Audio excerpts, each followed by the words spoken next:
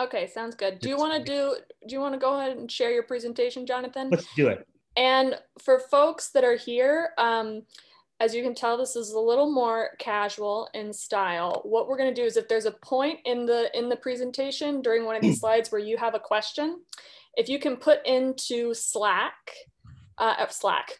if you can put into the chat here in Zoom and just write the word stack, I'm going to show you stack, then I will know that you have a question that you want to ask. And when Jonathan gets to the end of that slide, I'll call you in to unmute yourself and ask that question. Does that make sense? So we're going to do kind of mid-presentation questions.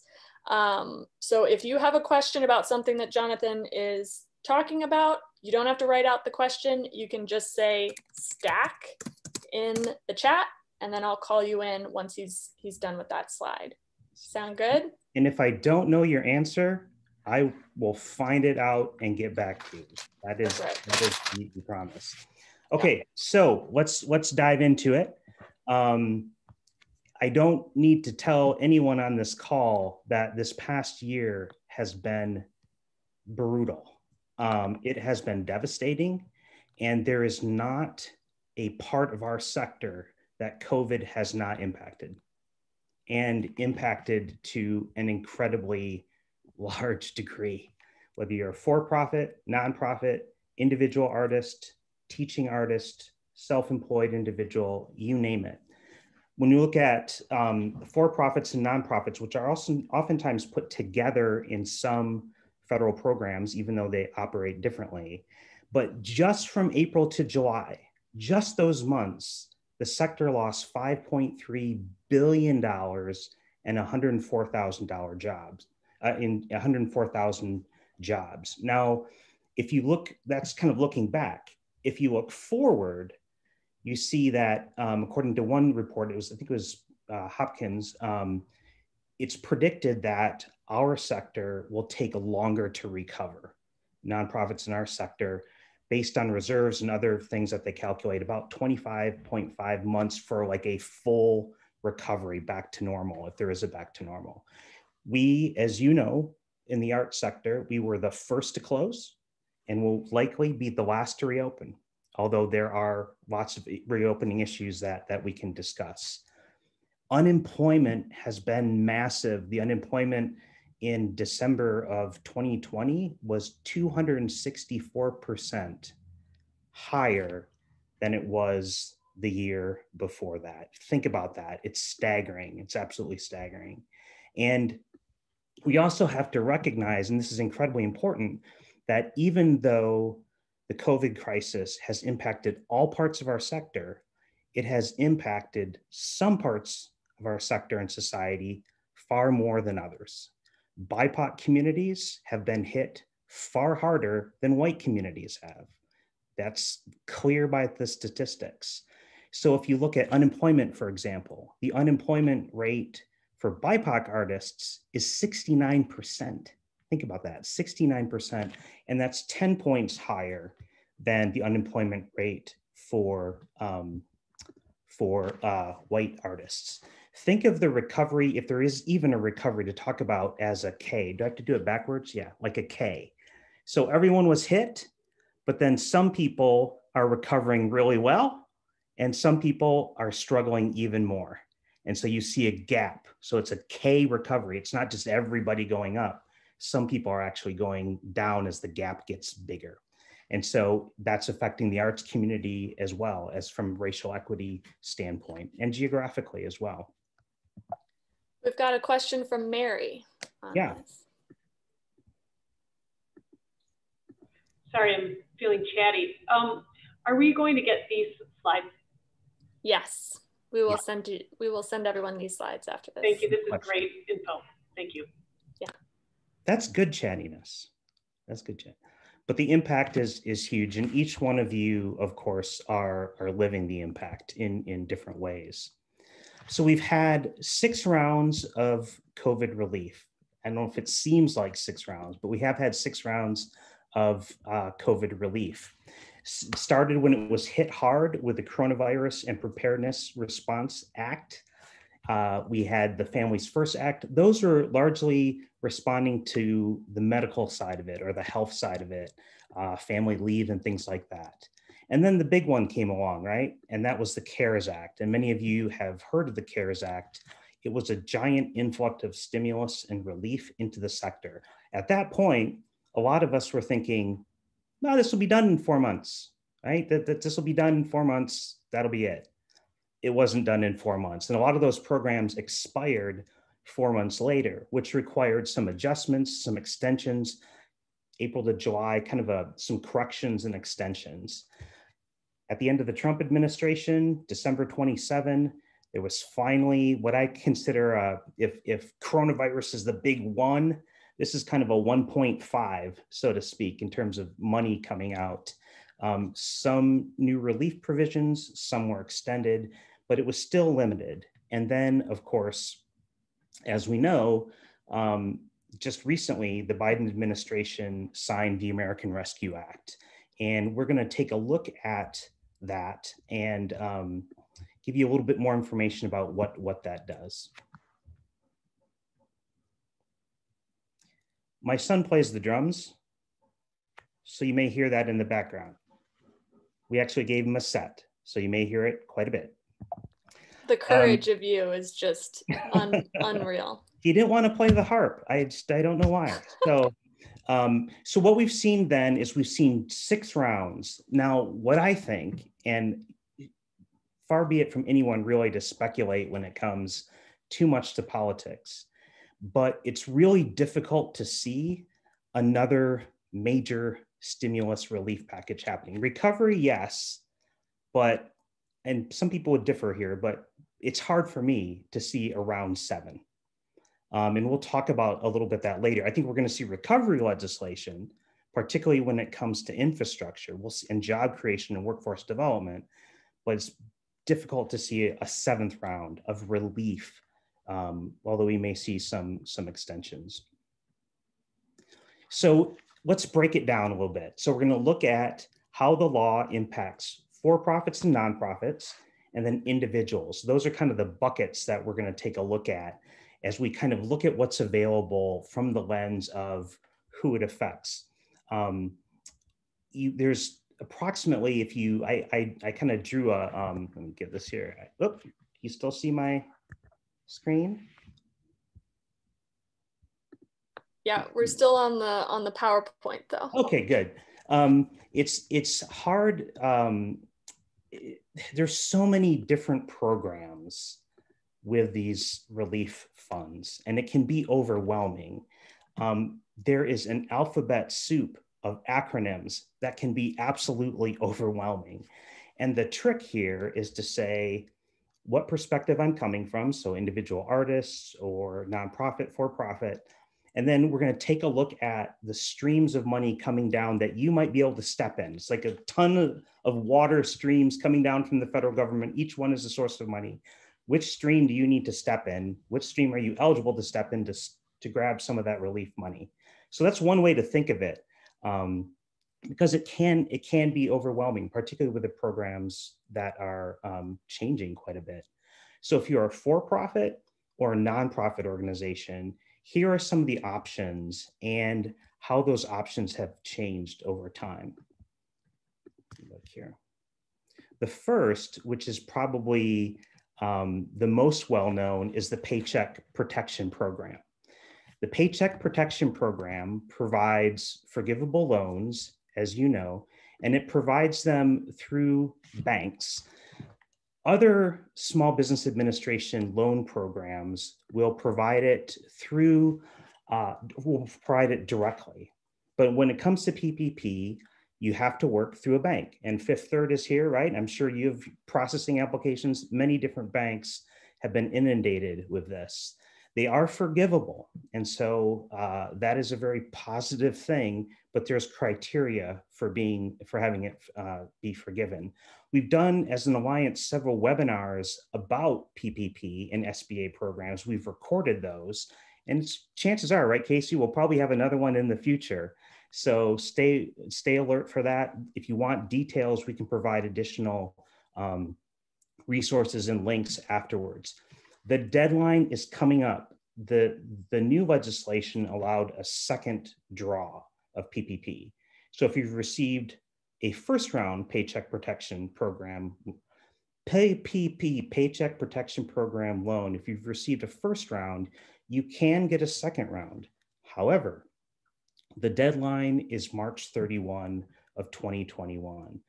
There is some discussion of an extension. Don't count on it. Get it in soon. A lot of banks are still getting flooded with it. There still is funding available, at least at the federal level. So look into that. There are new rules for PPP. FAQs, you'll see the Small Business Administration release these things called FAQs, or interim final rules, IFR. Now, how can something be interim and final at the same time? I don't know, but that's how they issue guidelines. And in the most recent guidelines that they've issued, they made a change that allows really a larger sized loan for those people who are self-employed. And keep in mind, if you are self-employed, if you're a sole proprietor, you can apply for this. This is not just for the big businesses. A lot of it's focused on the small business, including sole proprietors. And the new rule with self-employed allows them to have their grant based on gross income, gross revenue, rather than just net profit. So the way it's changed, that you actually get a bigger PPP loan if under the guidelines if you're self-employed. So that's one, the PPP, and it's probably the one that's been most robustly funded and that is known the most. There are EIDLs, or economic injury disaster loans. Those loans, kind of the quote unquote, the regular types of EIDLs and the EIDL Advance, which would get some of the money out first, those have been essentially closed. But there is what they call a targeted EIDL that is still being given and that has been funded. It's really being focused, at least 5 billion of the 15 billion is being focused on businesses that are have experienced a 50% or greater loss, and that have under, I believe I wrote, they have under 10 employees.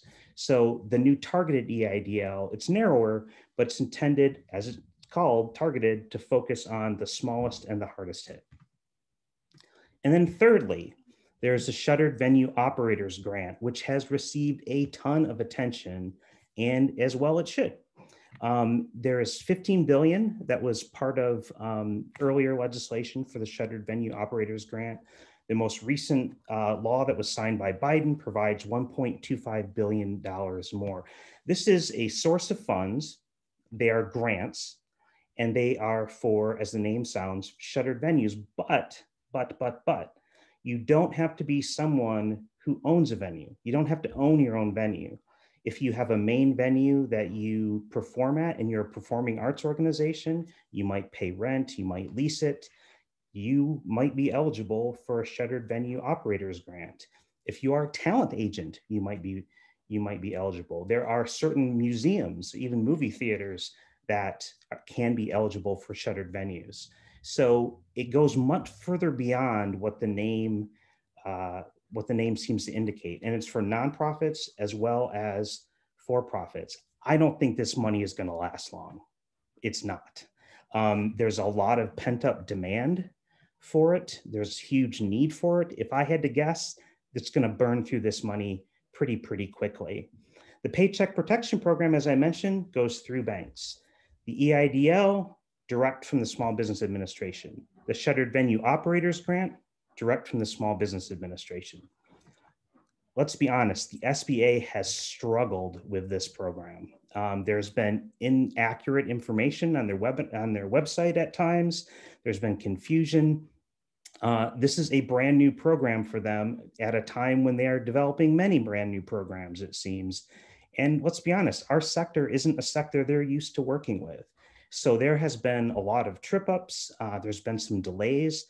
The Shuttered Venue Operators Grant is not yet open for applications.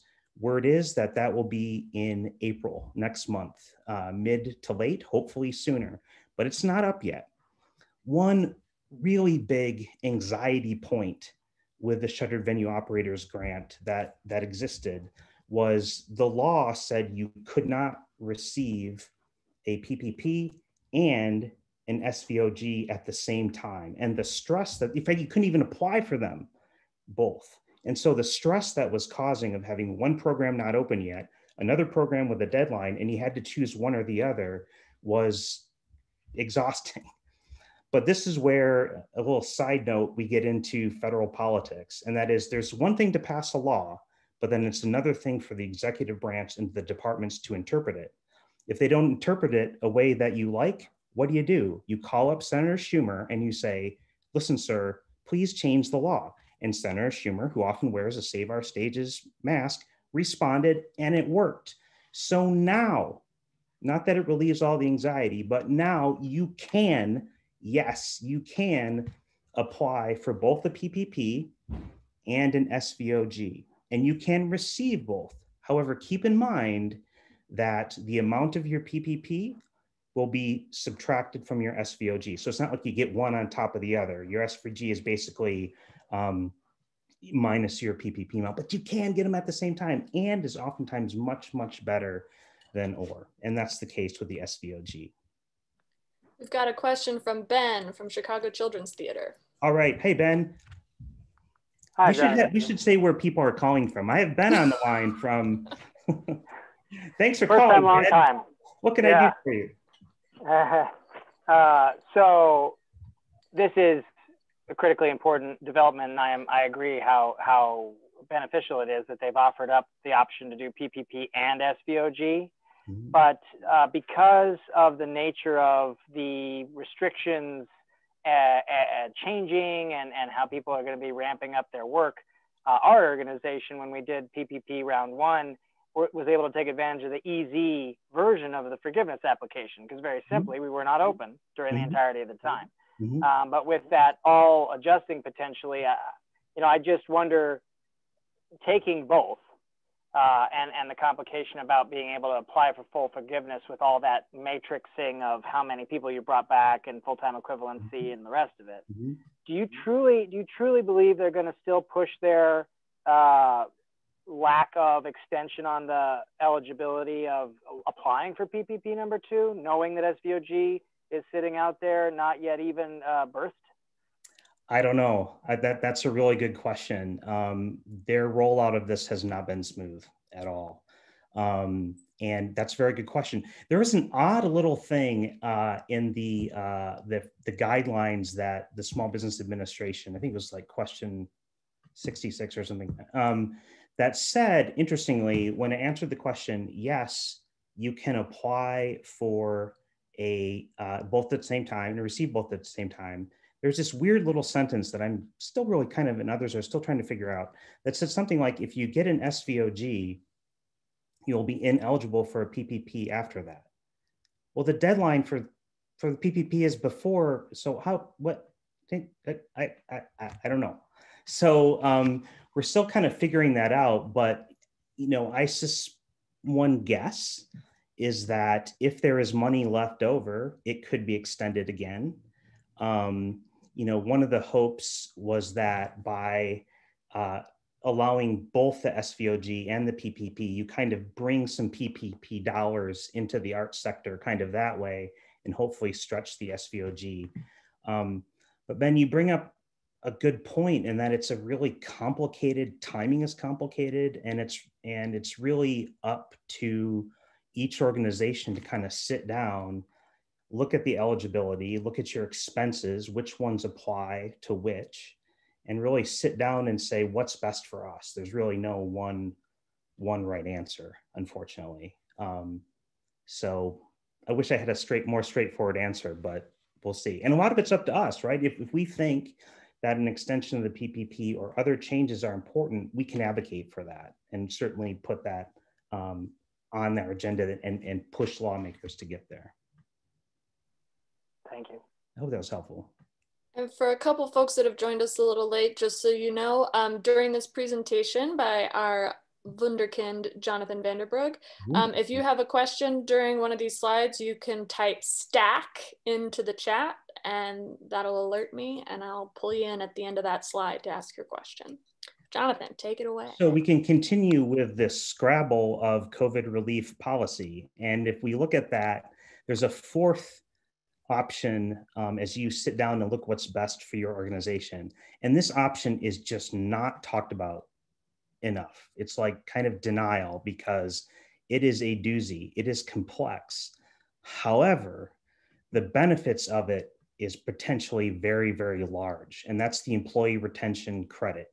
Sometimes you'll refer to it as ERTC, sometimes ERC you'll hear, but it's often forgotten. And essentially what it is, without getting into all the details, and we can provide you with some links afterwards, but it's what I like to think of as a proactive credit against the payroll taxes that you pay, and enables you to get a tax credit based on the number of employees that you have. Now you definitely have to prove certain things in terms of being partially or fully suspended in terms of your operations. There's some complex calculations. However, it might be something to look into. And in the most recent bill that was signed, the American Rescue Plan, that was strengthened. The ERC was strengthened in terms of increased the amount that you could get for it per employee. And it was also extended through the end of this year. So keep that in mind. It's forgotten, but it's something that can be an important resource. And then just specific to nonprofits, if I may, and someone mentioned the NEA. And yes, the NEA did receive $135 million. So did the NEH, the Corporation for Public Broadcasting, received $175 billion. If you heard Big Bird whoop, or Oscar, or well, Oscar doesn't really whoop at anything.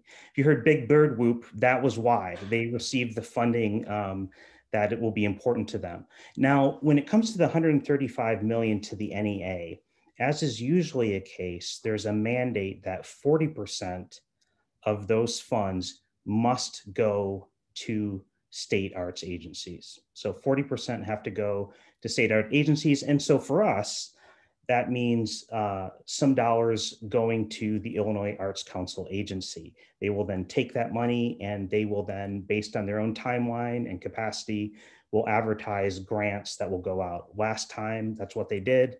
They were emergency relief grants. We'll see what is offered this time.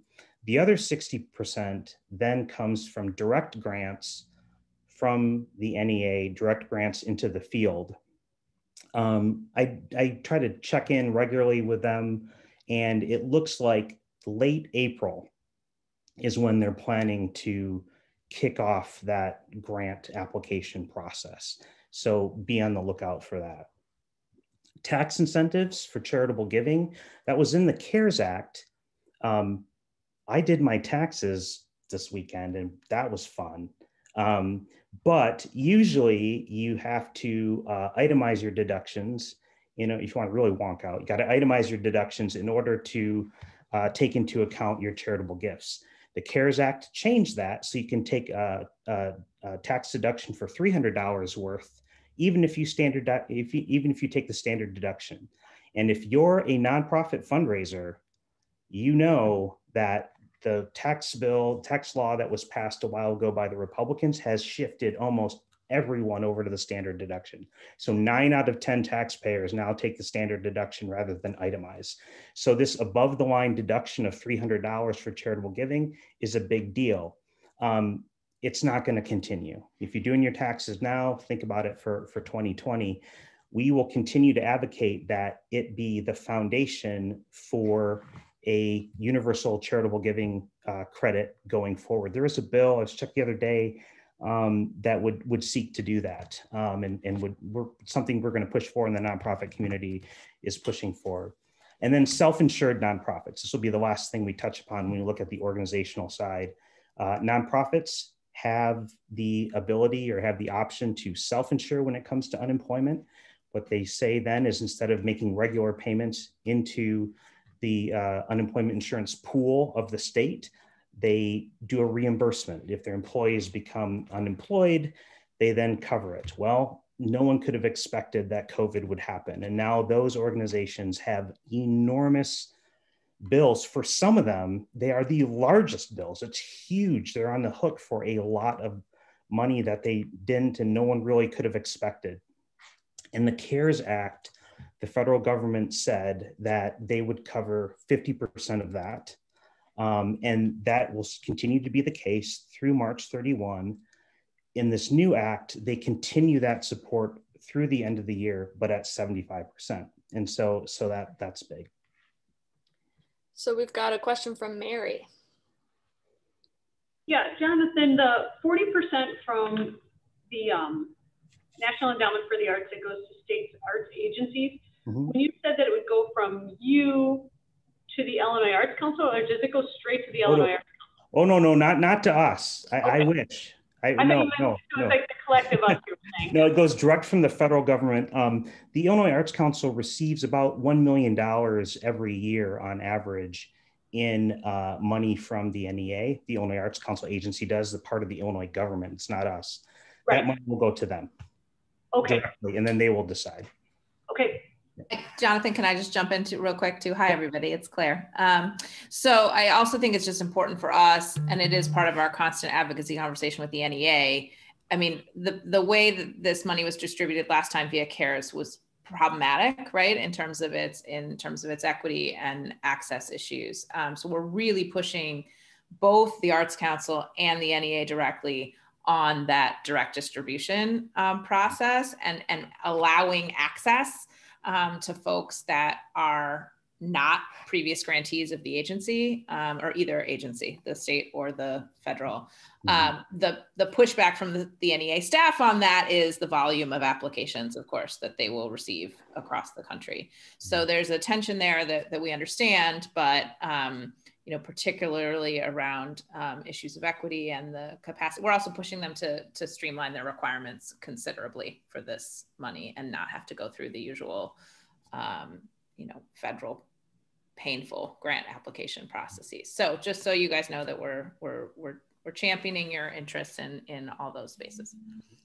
So that was Claire Rice. She's the Executive Director of Arts Alliance Illinois. Alpha, I see your stack. I'm not ignoring you, but you have asked a fabulous question that applies to the slide after this. So I'm going to save your stack for the next slide, which gets into, Jonathan, you're going to make us sick. All right, great. Okay, so I'm going to speed things along. Most of our questions have been around the organizational side, so I'm not going to spend a lot of time on the individual artist side, but keep the questions coming and we can certainly cover it. Unemployment, as I mentioned earlier, in the arts sector has been devastating, incredibly high.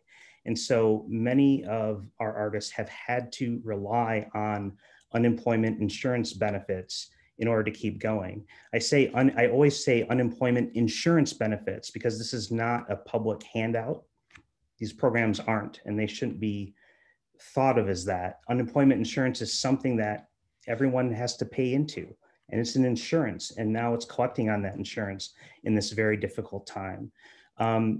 The most recently signed legislation extends the unemployment benefits that were established by the CARES Act. It extends them to September 6th, and that includes an additional payment that was implemented through this law, approved through this law, of $300. There is $100 that will be available extra per week. $300 per week is for all. For mixed earners, there's $100 a week to seek to correct kind of a gap in the mismatch of the program that can penalize mixed income earners. The stimulus payments, if people think that federal government is inefficient, Biden signed the law last week and some people already have stimulus checks direct deposited. So that is moving forward. The child tax credit, if you are an artist and you have kids, that will be expanded. And there's also a lot of very needed funding for rental assistance, for utility assistance, and some changes in healthcare laws that make it easier to afford COBRA and other things. So definitely individual artists are being impacted, and the legislation has some important things to help them as well. State and local relief was a major issue. It was not in the December legislation. It is in what Biden signed. We will see $350 billion nationally will go to states. In Illinois, I believe it's of the order of $7.5 billion, I think 7.5 billion. If you're in the city of Chicago, that'll be about 1.8 thereabouts. And that is intended to replace revenue that was lost due to COVID. That is funding that comes from what's called the Coronavirus Relief Fund. I mentioned earlier on, we have that streams of dollars coming down. We seek to get in the streams and direct them to the arts. This is one thing that we're going to be looking at. The last time federal dollars came through the Coronavirus Relief Fund, the business interruption grants were established using that money, and the arts were considered in general a highly impacted industry and a priority industry. About $40 million went to the arts in Illinois through that stream, through big grants. And Claire will talk a little bit later about kind of our advocacy around that. Some local governments, and this is something to keep in mind if you're in the collar counties and in Chicago, some governments, there's 6 local governments that will get money directly in addition to what the state gets. And that's something we're looking at too. And then a massive surge of funding really for K through 12 education, not necessarily specific to the arts, but it's important because it gives schools the funding that they need in order to move forward with reopening and to have general support so they don't need to look to cuts, hopefully. And then finally, just a little bit of political forecast before I hand it over to Claire. Actually, Jonathan, I'm going to jump in here with Alpha's question. Okay, Alpha, yeah, do you want to share your question around state programs? Well, I kind of like, you can read it. Okay, I'll read it. Great. Chicago's Cultural Treasures is a 4-year initiative to support our city's BIPOC-led and focused arts and culture organizations as they face unprecedented challenges to their decade of leadership and resiliency. What kinds of initiatives is the state of Illinois providing under the ARP, and if these funds will be wants to know if these funds will be allocated through the Illinois Arts Fund, and will this be a lottery system like it was in 2020? Well, in terms of the state level, the funds that will come down have more flexibility than they did the first time. So there's some more potential there, just to lay the landscape. One of the problems is that the state owes $3.2 billion that it borrowed from the federal government to meet this year's budget. So it's going to be tight. The main mechanism that we're looking at was the mechanism that was there before, and that was the business interruption grants. In terms of other opportunities, there might be other opportunities, other sources of that money coming through the state, including the Illinois Arts Council that we mentioned, and that we can talk about a little bit later. But in terms of the state, we're looking at how can the business interruption grants program be improved? How can we further increase our sector's focus and standing within that program and make the program much more responsive, I think, to BIPOC communities and to disproportionately impacted areas. So that's something that we're focusing on now. And Claire, I don't know if you want to add anything, or maybe later when you get to that point, when we talk about advocacy. Yeah, we can touch base on that again in a second. So one thing that we want to look at, I'm just going to go to the next one, to the state too, since we referred to that, is the next wave is really going to be about capital. I mentioned that it looks like round 6 that we just had might be the last relief. We'll see. But the Build Back Better program, which is a vision of Biden, will likely be the next round, and that will look at capital. Many of you asked about capital. The state, not using federal dollars, but using state sources 2 years ago, and then again last year as a re-up, has provided capital funding for a number of arts organizations to a total of $50 to $60 billion, some intended through the Illinois Arts Council, some intended through the Department of Commerce and Economic Opportunity. That money has been tied from the start, essentially, to new gaming licenses. So the good news is it's dedicated to various arts organizations. The challenging news is it's tied to a source that's not moving right now. There are no new gaming licenses because of COVID. There may be, when we hope to see, some movement on that as recovery moves forward. But until then, that money is essentially a little bit frozen because there's no money in the bank to pay for it.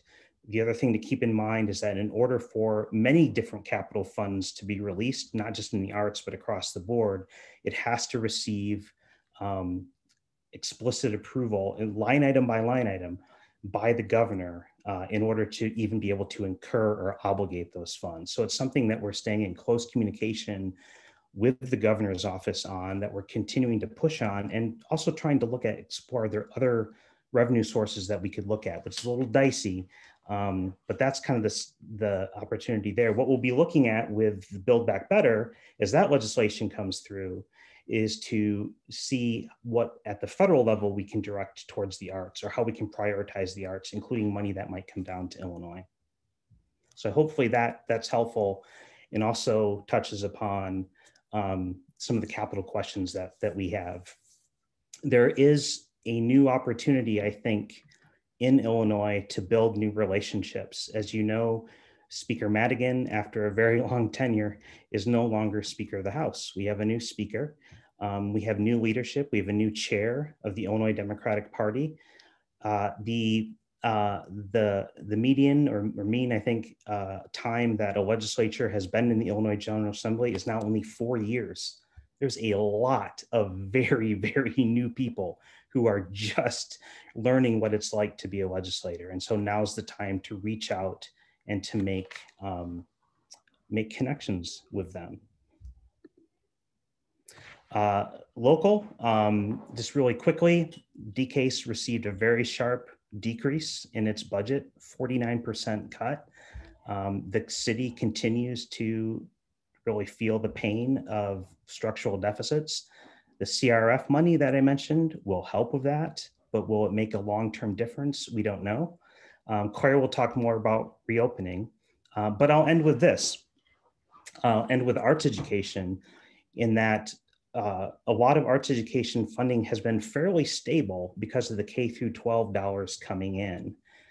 This is an opportunity now, I think, to emphasize the value of arts education, because the arts have been proven through research and through experience that they can help students process trauma and think through difficult situations. And our students are going through difficult situations, so they need the arts more than ever. So that's something that we're going to continue to push and emphasize. And if there's questions about that, we can talk about that later. We covered a lot. We covered 12 months, about $4 trillion. So, and we covered a lot of very, very good questions. But all of this doesn't continue to happen, and certainly doesn't continue to happen with any equity if there's not advocacy. And your advocacy has been very vital. I'm going to hand it over to Claire to talk about what's ahead and look forward, and to look from an advocacy lens. Thanks, Jonathan. I want to whip through this really quickly so that we can talk just collectively about kind of where we're headed. Do we want to keep sharing? We don't have to keep sharing slides unless you guys want to. I'll share. But we will put them in the follow-up. Is that better? Sure. Just say ding, go ding. I'm old, so I say ding, and I'll move it. So in terms of the way the Alliance is shifting its work, I think, this is an organization that has advocated on behalf of the field and for the field for a long time. We're really working on shifting that to advocating with all of you and behind you, and not kind of out in front of you or for you, unless that's what you want. But I think that, all of that also is really about, as a white-led organization, centering BIPOC leadership in that conversation, and also centering artists. I think we as a field tend toward our own organizational, sustainability and needs, and that is important. We're not going to let go of that, but I think we are not as healthy as we should be sector-wide around how we advocate for individual artists and creative workers. So that's something we're thinking a lot about in terms of our strategy coming up. So in terms of what we're just doing next, Jonathan, the next one has got sort of our short-term priorities on it. I just got off a call with the governor's office on reopening. They are going to be announcing some new progress toward reopening our sector. fairly soon. They wouldn't commit to a hard time frame, but we're going to see some relaxing of those guidelines for both museums, performing arts organizations, festivals, etc. So that conversation is happening. I'm not allowed to make it public, but we're going to see sort of an immediate flip in the next week or two into something they're calling phase 4A, which is going to be some relaxation on performing venues specifically. And then we'll be moving based on vaccination rate of high risk populations into 4B, which is also going to be a more significant, and maybe even to the point where performing arts organizations can think about restarting planning and production where the business model makes sense. So in 4B, and then 5 is sort of the full scale reopen of the sector. So we're at the table with both the city and the state. They don't always talk to each other so well, so we're pushing on both of those fronts in a healthy and safe way. Obviously, Jonathan talked to you about the trying to maximize the relief funds that we're going to be seeing from the state and the county through this last relief package. That's an extremely high priority for us. We'd love to hear from y'all's perspective about what you think the improvements to particularly that business interruption grants program could or should be. If you applied for that, or you were able to take advantage of it, or maybe you weren't able to take advantage of it, love to talk to you about how that worked or didn't work for you, because that's going to be the easiest path for significant dollars to the sector at the state level. And then at the local level, we might actually be able to see some dedicated art support at the county or city level across the state for those who have relief funds. And we're trying to ladder all of that so that folks on the end of that process know what to apply for when, what to apply for first, what to subtract from what, so that we're trying to make that process as seamless as possible for you all on the either promoting that in your communities or applying for it on the ground. We're working on a vaccine campaign where we're hoping to hire artists across the state to help get out the vaccine kind of messaging in their communities. And if folks are particularly interested in that, please feel free to reach out directly to me or Casey on that program. We're also looking on more kind of longer term sustainable economies around workforce. Our workforce hasn't been stable for a really long time, even pre-COVID. So we're really looking to think about, okay, what does it look to get our creative workforce back to work in this moment, and then provide them with sustainable livelihoods moving forward.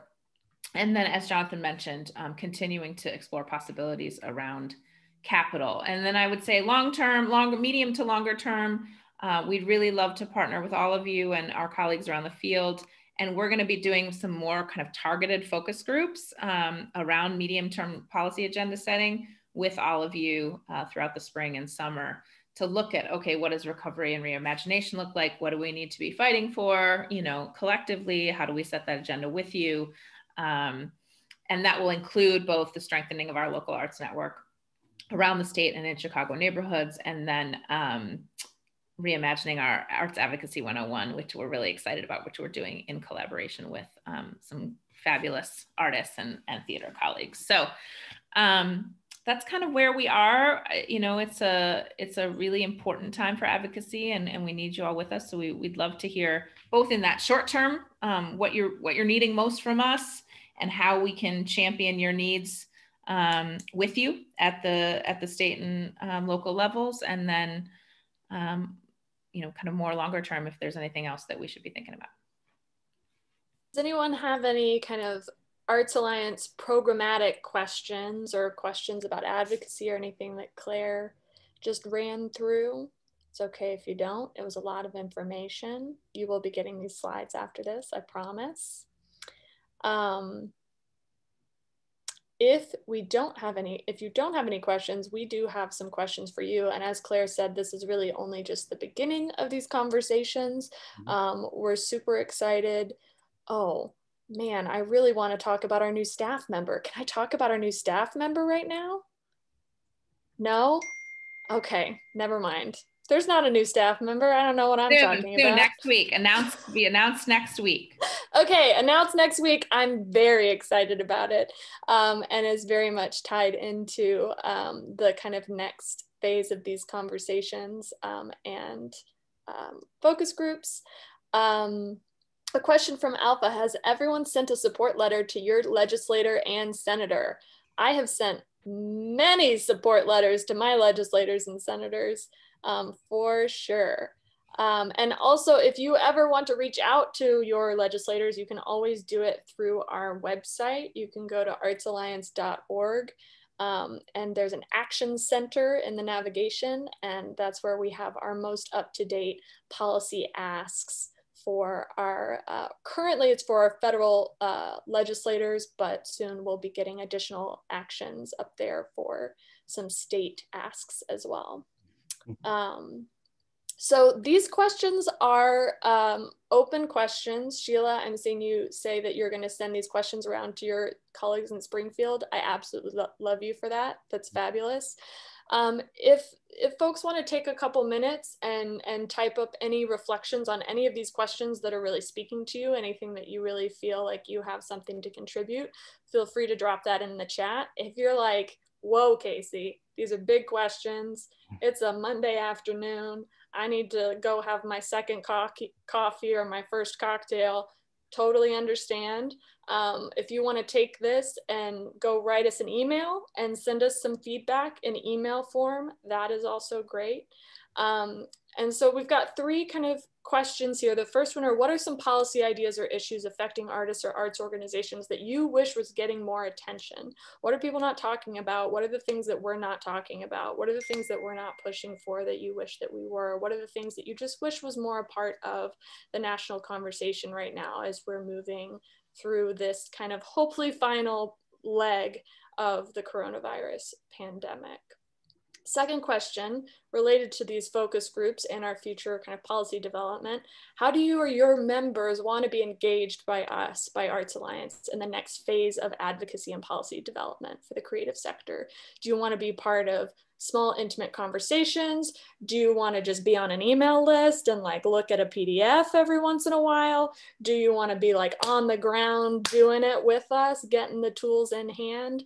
Let us know how you'd most like to be a part of that process, or how if you have any thoughts on how you hope that process will go, or hopes and dreams for that process. And then the last question of what we've talked about today, especially what Claire talked about in terms of our programs here at Arts Alliance, what do you see as the most impactful new programs or programs that we've been doing for the arts sector? What are the things that you're really excited about or really think that we need to be leaning into more? We've got a question from Mary. Yeah, I am thinking, I know that the Rockford area, I'm calling from the Rockford Area Arts Council. The Arts Council is a membership organization, and so we're hustling around for $30 memberships, right? Which doesn't pay for much. And I was, I'm looking around at different really successful programs, if it's like in Minneapolis and Austin and the places that have lots of corporate headquarters and things that Rockford does not have. So I'm sure that there are all sorts of reasons for it, but I would really like to see this Alliance advocacy arm push for arts funding that's included in, whether it's like state, if it's like a percentage for the arts, so it's either in like roads projects or, as you said, the gaming licenses, but something a little more stable than gaming licenses. Something where it's like, this is what you get, and it's not the, the Partners in Excellence from the Illinois Arts Council for 30 grand. Like it will sustain you. It wouldn't have to, pay big bucks, but it would also like sustain your organization so that you're hustling for those memberships, but you're also able to say, okay, as this arts organization, I could sit on the corridor consultant group with the city and the park district and the county, but it's so hard to do all of those things when you're not really paid by those people. You may get, like we have City of Rockford pays in, but the Winnebago County doesn't, the 3 other counties we serve do not. So it's like we're part of all of these things. It's like everybody wants you at the party, but nobody's actually making a space for you. And so I find it, I'm only a year in, and I'm looking around like, no wonder people are going crazy in this industry, because we're trying to be that umbrella arts organization for people people and align them with funding and resources, and also do that for our community, you know, be the people that are pushing a cultural plan. How do we do that with $30 memberships? So, and it's totally essential, you know, that we are a part of those decisions. Like when you're with like a corridor planning committee, you're like, whoa, like thank God I'm here, because, and not just me, but somebody creative, you know, so that the engineers are kind of getting, you know, like running into a little something that's like, couldn't we do this with the lighting? You know, and they're like, oh, well, yes, we could. And it's like, they just hadn't thought of it. So I'm just thinking it would be so nice to have advocacy for built-in percentage for the arts. And we have a governor who's crazy about the arts. Like this is the time, if any, where we could sneak it on in there. And actually we wouldn't have to. I think he'd be a champion if he did that. So that's what I'd like to see from you guys, like hardcore. Thanks, Mary. I mean, I think a dedicated revenue stream is it's politically challenging regardless of the support of governor, but it's not something we should ever ignore, right? And we should always take the temperature about how that might be possible and what the revenue stream might be, and be looking at opportunities and possibilities there. So I think it's a really valid point. Does anyone else have anything they'd like to share? Again, you can either share in the chat or you can unmute yourself and share any comments, any questions. Hey there. So I'll jump in here. Alex from the Egyptian Theater in DeKalb.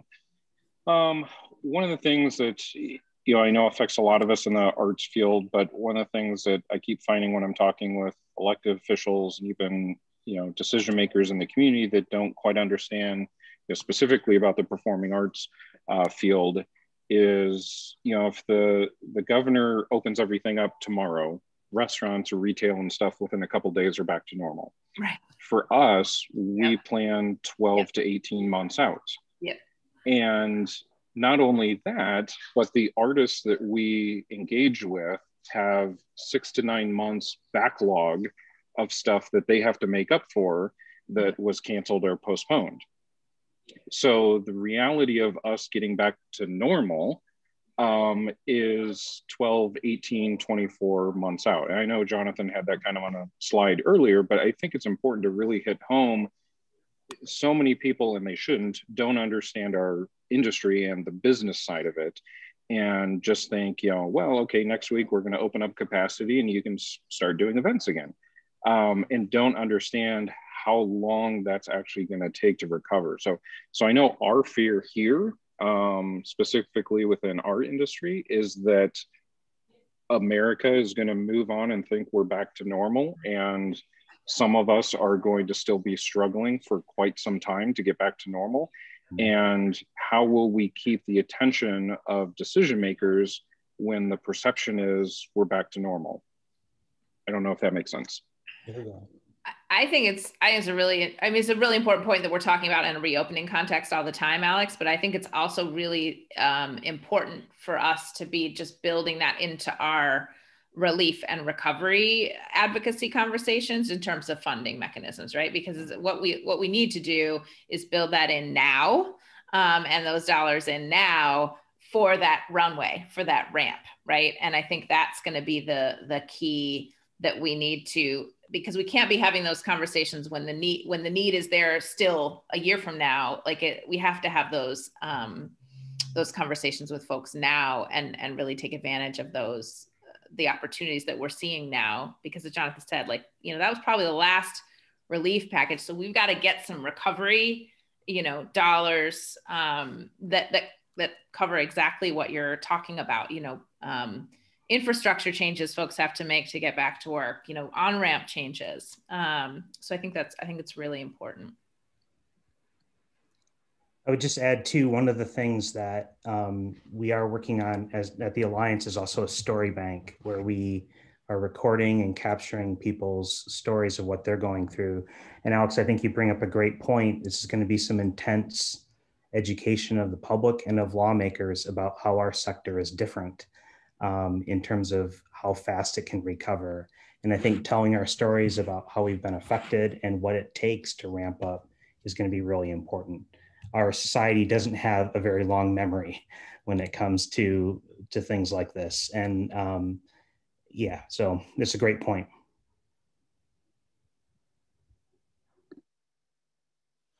Anyone else have anything they'd like to share or question they'd like to ask?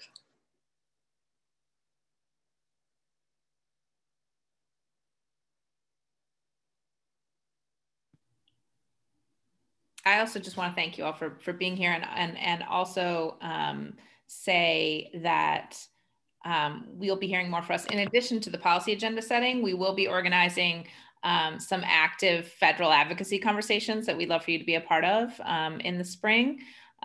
So just be on the lookout for that coming up. And Peter Vega and Jackie Williams, I've got some conversations to have with you both about that type of event. All of you who are thinking about in the intermediary space about what new forms of advocacy could look like. So we're gonna get some stuff cooking, and we are excited to have you all with us on that. Absolutely.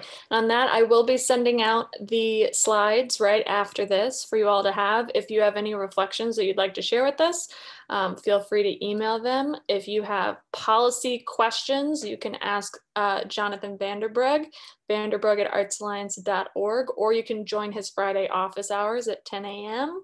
I'll also send you all a link for that if you have any questions that come up you'd like to talk to him individually. If you have any program questions, you can email me, smith@artsalliance.org. And if you just love Claire and also want to get up in her inbox, please do, rice@artsalliance.org. If she doesn't answer, you email me, and I'll Slack her, I'll get on her. And Crystal, sorry, you have a question. One last question from Crystal, who just reached out. Sorry, I was trying to ask it because I had dialed in because I'm still at work, but I think it wasn't allowing me to talk. Oh, no. Yeah, it's kind of essentially like Thanksgiving and like your sister is constantly over talking you and you just feel like no one hears you. But everyone feels that, or a brother or that cousin. But so the big question that I have is a big reason why I'm doing my PhD specifically in business psychology is because I want to do research around what is actually needed and can be practically implicated from a data perspective for the arts to provide a different type of leverage. And so out of curiosity that I have is that what is something that you feel as though that would be substantial or kind of will set you apart when you are at these meetings or going to legislation outside of K through 12 or education or mental health that's been heavily researched in? What are some tools, maybe a correlation between individual artists, non-for-profits or for-profits from like a data perspective in conjunction with business that I could potentially start pulling previous research and maybe look into doing like a meta-analysis that could be something that kind of speaks their language? Oh boy, that's a really exciting question, Crystal. I think it's kind of like what's the boundary of your imagination, right? To your point, I think your point is interesting in that it's like, okay, you're saying like, okay, well, what hasn't been researched yet, right? Like what are the spaces that we need to further explore the data? Because with the arts and mental health, we've got a ton of really great practical solutions with even with the arts and the military and trauma, like we have a lot of that data already. So I think it's a great question. I would say, my particular interest right now is in this arts and workforce space, where we're really trying to understand not only because workforce, exists as this sector in and of itself across all other sectors in that meta, way. Mm-hmm. And I think that could be a really interesting, we're so many of us across the country in the arts are thinking about a workforce conversation. I have to jump off for a workforce conversation right now. So yeah, I think that could be a really interesting bucket for a number of different, and you can kind of go into if you wanted to do a deep dive into any one particular sector around that you know, Okay. a body of work, I think that's a real opportunity too. But you could also stay in this sort of meta, like what is the relationship between the creative industries and workforce development, and how do we get those industries talking to one another in a more meaningful way? And it's something we're trying to figure out right now, and we don't have a lot of that data and analysis to support us. Thank you. Yeah, and Crystal, you mentioned like kind of requests for a couple big points at the beginning, and yeah, I think one of them is just continuing to track the impact. That can be kind of difficult, but kind of as an interim or medium range thing.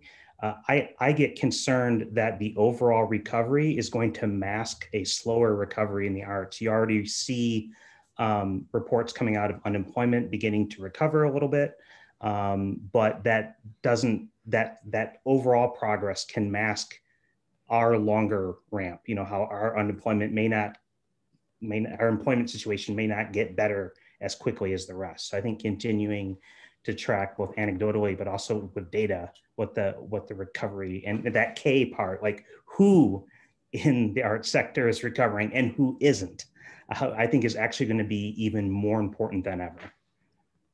Okay. Thank you. Thank you. All right. Thank you all so much. Thank you for being here. Thank you for spending your Monday afternoon with us. You'll be hearing from us a lot more all the time, forever. We're with you. We love you. We got this. Happy Monday, y'all. Have a good rest of your day. Thanks, everyone.